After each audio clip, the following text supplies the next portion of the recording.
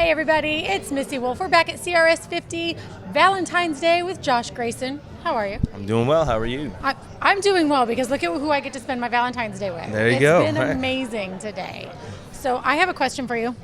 I'm a little jealous about this last Costa Rica festival that you did. All right, yeah. Oh my gosh, how fun was that? It was a lot of fun. I've never been to Costa Rica at all. The show organizers were great. Had us come in. We got to come in a couple days early and just kind of chill out. And it's very Americanized down there as far as the food and things like that. So you kind of don't know you switch. Right. You're anywhere until you hit the beach and you hit the water and.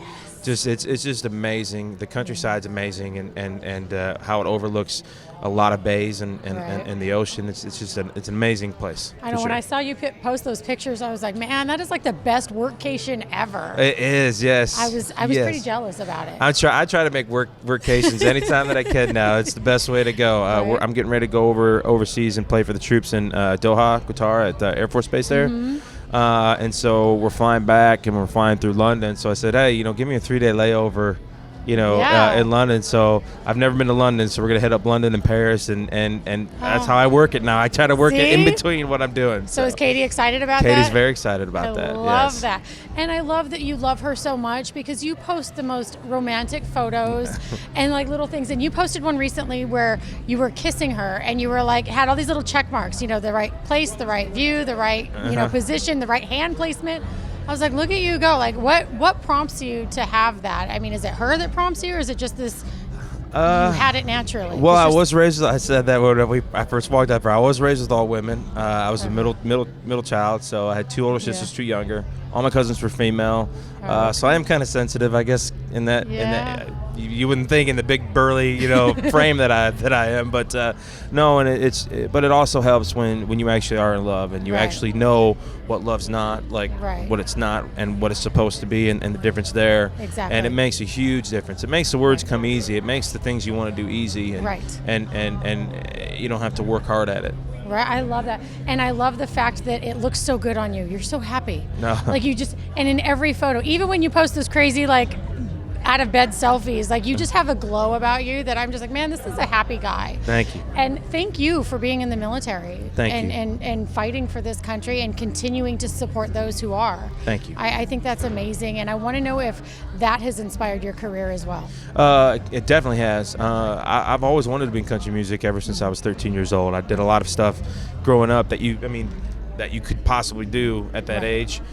Came down to Nashville and recorded an original CD, original album that we used for places. And then I got to a point, went to college for a year, and I was like, this isn't me. They're trying to mold me into something that I don't want to be as far as vocally. Right. I went for vocal music, and I wanted to become a teacher. And they're like, no, you need to be performance. And they switched my major without telling. It's like they did. Oh my gosh. The private teacher did. And then I was doing all this stuff. I was like, you know what? This is not something I want to do. Right. So I joined the Marine Corps just to kind of give me a great foundation for what my next plan was, and that was packing up and going to Nashville. That's fantastic. And it just so happened it worked out because I got stationed an hour away from where American Idol was being filmed. Right. Military's like, okay, that's cool. You could do that and do the military, and it gives us some nice publicity that we need. And it kind of took off from there. So everything happens for a reason. It does. And I love that you brought up American Idol because I'm sure a lot of people that you've talked to bring it up and they want to talk about it. And I wanted to, but at the same time I was like, no, he probably talks about it and doesn't want to hear me ask about it. But I'm glad because that's where I first was introduced to you, and you have such an amazing voice. And thank you. Ever since then, my entire family has followed you and your career. And you have new music coming out. I do. And I'm excited. So let's talk about your EP. What was the experience like for you choosing those songs and putting them together? It was a lot different because it's like there was nobody above me to kind of say, no, not this, because I went and I formed a new record label with a friend of mine that wanted to get into music and felt like there was so much more left for me to do, and he wanted to make sure that I started succeeding again, started getting hits on the radio, started doing things. And so we created this label and partnered up with another label in town to do the promotion stuff for radio and everything.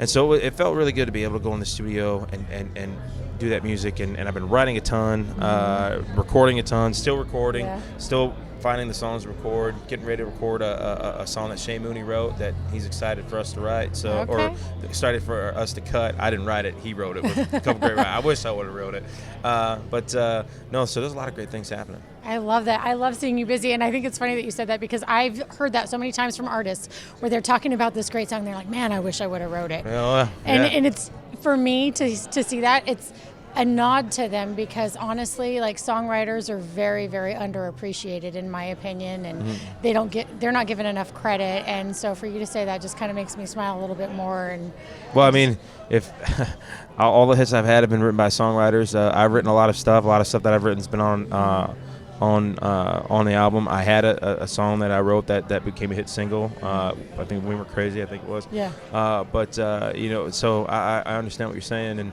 and I'm the mindset that if I hear a song that I didn't write that's better than something I wrote, I'm not gonna put something I wrote on the album just because I wrote it. Right. And I've bumped plenty of songs that I've written off albums for other songs I've heard, and that's just that's the way it goes. I keep an open mind like that. Absolutely. So what else do you have going on besides your new album that's coming out? Do you have other rights that you're working on with other people? Always writing, always recording. Good For You is the new single out right now, and it's actually at country radio. It's a grind, man. It's a great song. It's definitely a boxing match and a lot of rounds because being an independent label, you're going up against a lot. But we got a great team and we got a great vision, and it's a great song. It's different from anything I've ever done before. Yeah, so. It is a great song, and I love that you wrote in the sand when you were, I think, in Costa Rica. Yeah. You wrote in the sand, good for you, #good for you, and I think that was really, really fun. And I was like, I'm just really jealous about that trip. You took so many great, wonderful pictures. And, you include your fans and everything, though, too. Yes. And how important is that for you to keep them in the loop with what you're doing? It's the most important.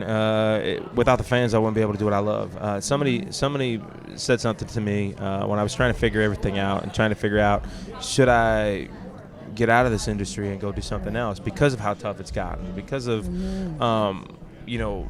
being still as young as I am comparative. Right. Most country artists are the age that I am right now that they get their first shot. I had mine when I was 23. Yeah. So you get all these things against you that people think you're 50 and 60 years old because you've been in it for so long. I was like, no, actually I'm not. Right. Just signed a guy that's my age. So I had a lot of thinking to do, and they just told me I need to keep going. I need to keep pushing. I need to keep doing what I need to do, and that things will work out. And that's what we're doing. That's great. I'm glad you listened, and I'm glad that you had that support and you had that advice. Because this business is hard. It's brutal, and we've seen it a million times. And I think anyone who can stick it out, I got to give you guys props, because I don't know that I could handle that type of, you get a lot of rejections before you get that yes. Mm-hmm. And so for me, I'm thin-skinned. I don't think I could. I don't think I could ever handle that. Like, I can't even handle one negative comment, so I won't even go look at our YouTube or anything because I'm just afraid. Right. But you have stuck in there, and I know that you've had a lot of challenges, a lot of ups and downs, and everybody does. But you have continued to go, and you've continued to keep everybody in the loop, which to me has been great, because everybody then is able to lift you up and keep you going, and it's just been a beautiful thing to watch. And so personally and selfishly, I just wanted to talk about that and thank you, because your journey is an inspiration to a lot of other people out there. And now that I forgot what I was going to be on track with when I go, now I remembered what it was that I was going to say. The person that I sat down with told me, he's like, you've succeeded. Even if it went away today, you succeed your dream. Now you have to realize that your dream is completed. So now you're on stage, and you're doing this for the people that put you there. Right. You're giving them the entertainment. You're giving them the moment. You're giving them the chance to forget everything that's going outside. Yeah. Everything that's going on outside in their world, and taking it away. That's what music's supposed to do. That's what music's about. So I used to do political posts and stuff like that when I was younger, because I was a Marine. I'm all about this country. Absolutely. And I still have those opinions, but I realized that, and I wish more artists would, especially now today, that that's not our job. We have opinions. We have rights to opinions, yes. Absolutely. But there's a time and place for that, and I think that the fans just want to hear us do our thing, and we're their outlet. We're their chance to get away from reality. Right. And that's the way I'm looking at it going into this new phase of my career. Yes, I love it. Well, I'm excited. Where can fans find you?